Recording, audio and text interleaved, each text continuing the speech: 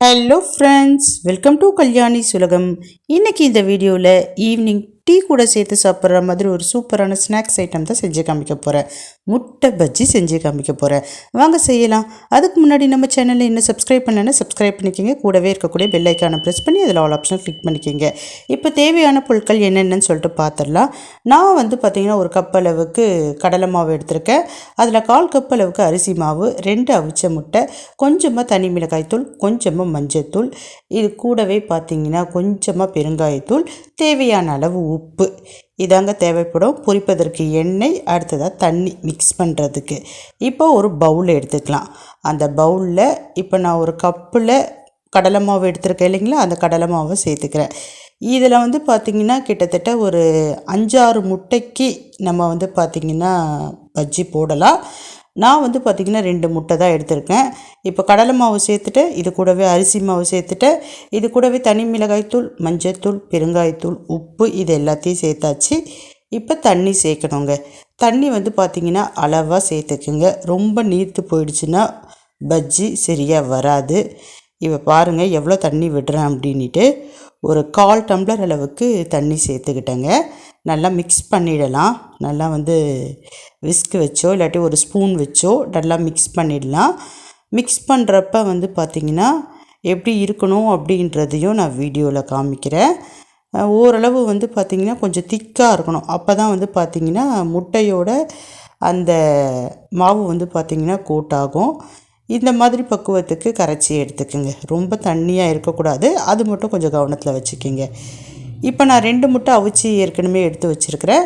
இந்த 2 முட்டையை இந்த மாதிரி பாதி பாதியாக கட் பண்ணி எடுத்துக்கிட்டேன். அவ்வளோதாங்க. இப்போ எண்ணெய் காய வச்சு அதில் நம்ம இந்த முட்டையை மாவில் துவைச்சி எண்ணெயில் போட்டு பொரித்து எடுக்க போகிறோம்.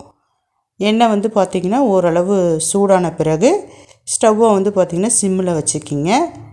இப்போ நான் பார்த்திங்கன்னா பாதி முட்டை ஃபஸ்ட்டு எடுத்துக்கிறேன். இந்த முட்டையை இப்போ அந்த மாவு கலவை இருக்குது இல்லைங்களா, அதில் நான் இப்போ டிப் பண்ண போகிறேன். டிப் பண்ணிவிட்டு நான் உங்களுக்கு காமிக்கிறேன் எப்படி வருதுன்னு பாருங்கள். முட்டையை எடுத்தாச்சு. அதில் பார்த்திங்கன்னா மாவு டிப் பண்ணிட்டேன். மாவு பார்த்திங்கன்னா அதில் ஒட்டணும். அப்போ தான் பார்த்திங்கன்னா மேலே நல்லா கோட்டாகி நமக்கு கிடைக்கும். இப்போ பாருங்கள், எண்ணெயில் அந்த முட்டையை பார்த்திங்கன்னா போட்டாச்சு. அடுத்ததாக 2வது முட்டையையும் நான் அதே மாதிரி மாவில் துவைச்சி எண்ணெயில் போட்டுக்கிறேன். அதே மாதிரி எல்லா துண்டுகளையுமே நான் பார்த்திங்கன்னா அந்த கடலை மாவு கலவையில் துவைச்சி எண்ணெயில் போட்டாச்சு. அதுக்கப்புறமேட்டு ஒரு 2-3 நிமிஷம் சிம்லேயே வச்சிட்டோன்னா ஒரு சைடு நல்லா பார்த்திங்கன்னா ரெடி ஆகிடுச்சு. இப்போ நான் திருப்பி போட்டுட்டேன். ஆனால் நான் போடுறச்ச பார்த்திங்கன்னா எல்லாம் ஒன்றோட ஒன்று ஒட்டிக்கிடுச்சு. ஆனால் வெந்துட்டோடனே லைட்டாக நம்ம அந்த ஜடிக்கரட்டையை வச்சு ப்ரெஸ் பண்ணோன்னா அழகாக தனித்தனியாக வந்துடுச்சு. இப்போ பார்த்திங்கன்னா அடுத்த புறமும் வேக வைக்க போகிறோம். அது வெந்த பிறகு நம்ம எடுத்துடலாம்.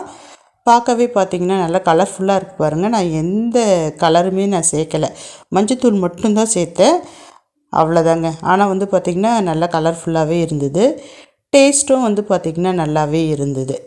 இப்போ பாருங்கள், இன்னொரு சைடும் பார்த்திங்கன்னா நல்லா வெந்துருச்சு. நம்ம போட்டோடனே நல்லா சலன்னு நுரைச்சி பொங்குது. அதுக்கப்புறமேட்டு பார்த்திங்கன்னா அந்த நுரைப்புலாம் அடங்கிடுச்சு. அவ்வளோதாங்க.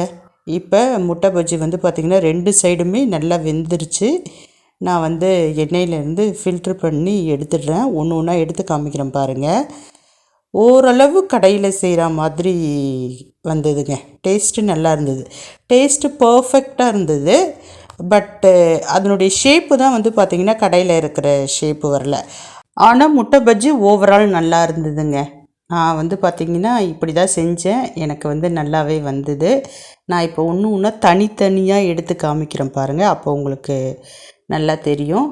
பாருங்கள், இந்த மாதிரி தான் இருந்தது. அந்த மாவு எல்லாமே மேலே கோட்டாகி இருந்தது. ஆனால் அந்த அழகான ஷேப்பு கிடைக்கல. நம்ம கடையில் முட்டை பஜ்ஜி வாங்கினா ஒரு ஷேப் இருக்கும் இல்லைங்களா, அந்த ஷேப்பு கிடைக்கல. ஆனால் டேஸ்ட்டு பார்த்திங்கன்னா ரொம்பவே நல்லா இருந்தது, சூப்பராக இருந்தது. இப்போ பாருங்கள், இந்த மாதிரி தாங்க இருந்தது. அதில் 3 பஜ்ஜி பார்த்திங்கன்னா ரொம்பவே நல்லா அந்த மாவு பிடிச்சிருந்தது. இப்போ எடுத்துகிட்ருக்கேன் பாருங்கள். இந்த முட்டை பஜ்ஜியில் மட்டும் பார்த்திங்கன்னா கொஞ்சம் மாவு ஒதுங்கிடுச்சு. மற்றபடி மற்ற 3த்துலேயும் நல்ல மாவு பிடிச்சி ரொம்ப டேஸ்ட்டாக இருந்தது. நான் இப்படி தான் செஞ்சேன். முட்டை பஜ்ஜி ரொம்பவே நல்லா வந்தது. நீங்களும் இதே மாதிரி செஞ்சு பாருங்கள். நிச்சயமாக முட்டை பஜ்ஜி சூப்பராக வரும். இப்போ 4 முட்டைக்கு 4 முட்டை பஜ்ஜி வந்தாச்சு. அதாவது 2 முட்டை அதை 2 2ஆக கட் பண்ணி 4 முட்டை பஜ்ஜியை சூப்பராக நான் செஞ்சுட்டேன். இப்போ நான் பார்த்திங்கன்னா சாப்பிட போகிறேன். செம்ம சூடாக இருக்குங்க, கையில் எடுத்து கூட காட்ட முடியல. சாப்பிட்டு பார்த்தேன், ரொம்பவே நல்லா இருந்தது. நீங்களே இதே மாதிரி செஞ்சு பார்த்து உங்களுக்கு எப்படி முட்டை பஜ்ஜி வந்தது அப்படின்றத கமெண்ட் செக்ஷனில் சொல்லுங்கள். பாய்.